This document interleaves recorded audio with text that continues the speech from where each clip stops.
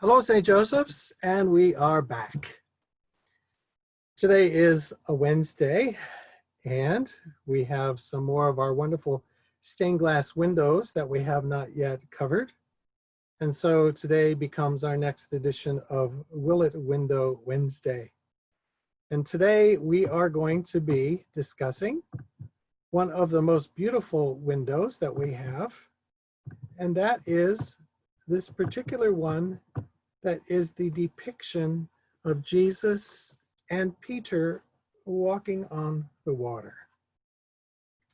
Now, as we do with all of our windows, we want to give a little bit of a shout out to those who donated those windows. And back in 1970, we see that it was in memory of Ralph and Eleanor Anderson, given by Ronald W. Anderson. Now, I searched high and low on the internet and in our church files, and the only thing I can find about this Anderson family, and notice it's S-E-N because we had some other Andersons that were O-N, but this Anderson family were charter members of St. Joseph, and they are in the register of our church as joining back in 1954. So even before our church was an official congregation, it was still a mission church back then, that they came to us, and they came to us from New Jersey. So thank you to the Anderson family. This is a wonderful window, and it depicts a story from Matthew's Gospel. Now, as you know, we are currently in year A in this year 2020, which is Matthew's year. And it was only a few short weeks ago when we heard this story as our gospel reading for Sunday. And you'll probably recall that Rev Wendy preached a wonderful sermon about this particular gospel story. We have Jesus walking on water in other gospel stories, but this is the unique one where Peter also walks on water. And in Matthew's gospel, this particular story comes right after the multiplication of the loaves and the fishes. And so let's look at this particular story from Matthew's Gospel. It is Matthew 14, 22 to 33. Immediately he made the disciples get into the boat and go on ahead to the other side while he dismissed the crowds. And after he had dismissed the crowds, he went up the mountain by himself to pray. When evening came, he was there alone. But by this time the boat, battered by the waves, was far from the land, for the wind was against them. And early in the morning he came walking toward them on the sea. But when the disciples saw him walking on the sea, they were terrified, saying, "It is a ghost," and they cried out in fear. But immediately Jesus spoke to them and said, "Take heart, it is I, do not be afraid." Peter answered him, "Lord, if it is you, command me to come to you on the water." He said, "Come." So Peter got out of the boat, started walking on the water, and came toward Jesus. But when he noticed the strong wind, he became frightened, and beginning to sink, he cried out, "Lord, save me." Jesus immediately reached out his hand and caught him, saying to him, "You of little faith, why did you doubt?" When they got into the boat, the wind ceased. And those in the boat worshiped him, saying, "Truly, you are the Son of God." Oftentimes, I talk about particular stories in the Gospels that are very appropriate for us to do Ignatian meditations, otherwise sometimes called scriptural visualizations. This is a wonderful story to do this with. You can rewind the video and look at the particular window, since we can't be in the church right now. Or you can listen to this story and read it again, and the purpose of the visualization is to imagine yourself in this story. You might want to close your eyes. You might want to have someone read it for you if someone else is with you. And the idea is to get yourself and your imagination involved, to let your senses, what do you smell? What do you see? What do you feel? Maybe the spray of the blowing water onto your face. And to see where you find yourself in the story. You might find yourself as Peter. You might find yourself as one of those other 11 who are in the boat. You might find yourself as Jesus. And sometimes when we do that, there can even be an imaginary dialogue that the Holy Spirit develops for us between us and someone else in the story. It can be a great means for us using our imagination through the Holy Spirit's help to enable us to learn something, to come to a greater realization of God's love for us. Now, I'd like to talk a little bit about this window and its impact, perhaps, on what we can personally learn from it. If you look closely at the upper right of the stained glass window, you will notice that the artist has adequately depicted the 11 other disciples who remain in the boat. We can learn some things from Peter, and one of the facts that we can learn is that Peter did have great faith. The other 11 stayed in the boat. He's the one who took the risk. He wanted to walk on the water. It was his idea. He stepped out in faith when Jesus told him to, even though it didn't make sense from his natural understanding. What about us? Where might God be calling each one of us to step out in faith right now? No matter how hard Peter thought about it, he couldn't have come up with a way that he could walk on water. And sometimes we need to take that step.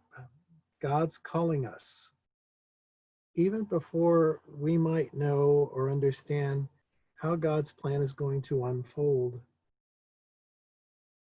Where perhaps are each one of us staying safe right now in the boat, where God really wants us to step out into the water? Second thing we can learn from this window and Peter's doubt comes from his sort of natural eyes, not his supernatural faith eyes. Peter doubted when he looked at his surroundings and took his eyes off of Jesus. It can be too easy for each one of us to take our eyes off Jesus and to be consumed with our own circumstances. When we look at what is around us, we can't see things the way God sees them. Peter, when he looked at his surroundings, his faith withered and began to sink. The same can happen to us. We talk about this story a lot when we are in Episcopal 101 and we have that wonderful video of Rob Bell's called Dust. And he brings up that very important point. What did Peter doubt? He doubted himself. How often does God call us to do something, to be something, and we fail because we doubt our very selves? Is there perhaps a situation in our life that makes it easy right now to take our eyes off of Jesus? The first step for us is to recognize it and give God time to give us God's perspective on things. We're not always going to know how it's going to unfold, but that's what it means to walk by faith, doesn't it? The next thing I want to call to our attention is the third thing we can learn from Peter. The exact point in the story that this artist has captured has this incredible line of eyesight between Peter and Jesus. Notice that direct line of the two staring at each other. Peter turned to Jesus when he started to sink.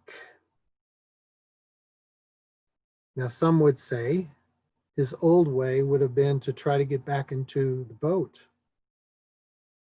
And we can look at the way this artist has depicted this scene in one of two ways. That other hand of Peter, his left hand, is it reaching up towards the boat, or is it reaching to grasp the other hand of Jesus?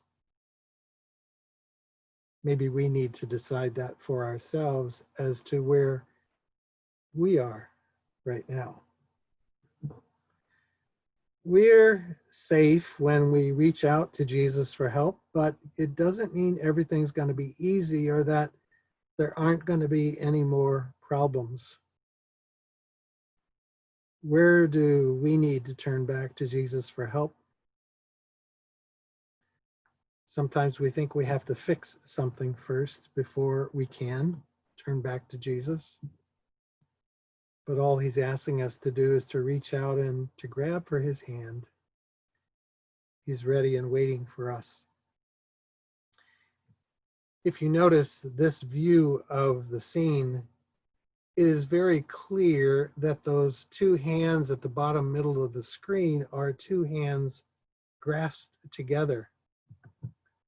But when you look at it as a close-up, it would really be hard to depict just looking at this bottom center that those are two hands grasped together.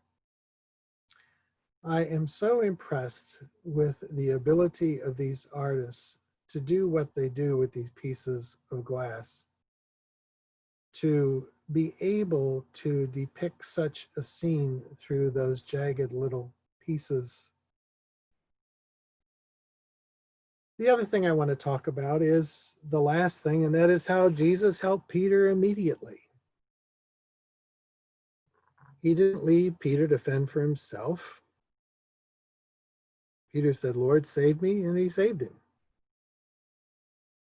Where perhaps are we doubting Jesus' ability to help us? Where in our lives right now may God be calling us to reach out our hand to enable Jesus to lift us back to safety? Peter is a great example for us. We know Peter wasn't perfect. He failed more than once. This particular doubting situation is not the only time. We know of many others. But he continued to always follow Christ. He didn't let his shortcomings in the end get in the way.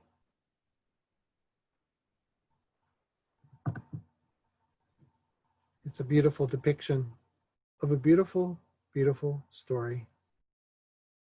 May it be true for us as well.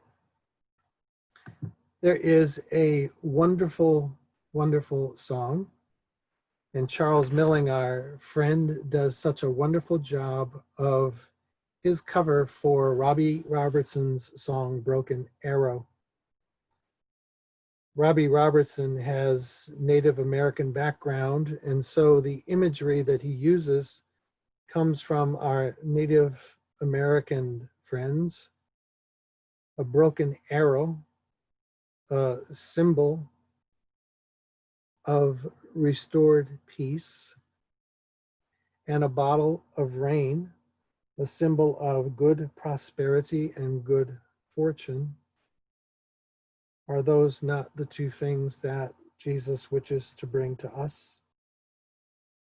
Peaceful end of our personal conflicts, good prospects, good fortune. The song doesn't necessarily refer to Jesus, but certainly the lyrics are applicable to our story today. There he goes, moving across the water. There he goes, turning my whole world around. I invite you to enjoy.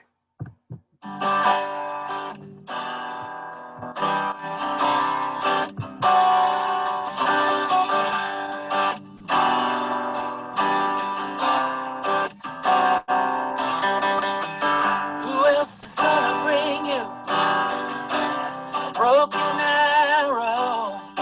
Who else is gonna bring you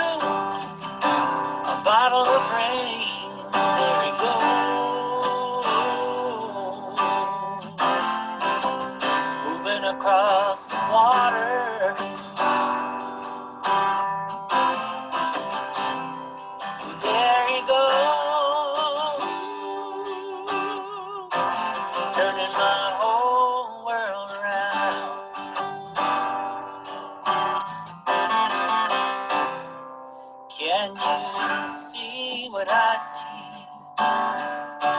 Can we cut behind the mystery? I want to meet you by that witness tree. Leave the whole world behind. Oh, I wanna come when you call me. I'll get to you if I have to crawl. They can't hold me behind these iron walls. We got mountains to climb.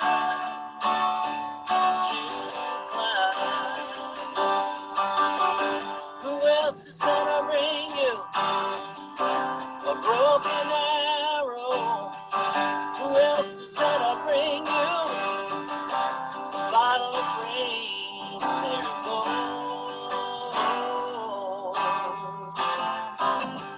moving across the water. Yeah, there he goes, turning my whole world around.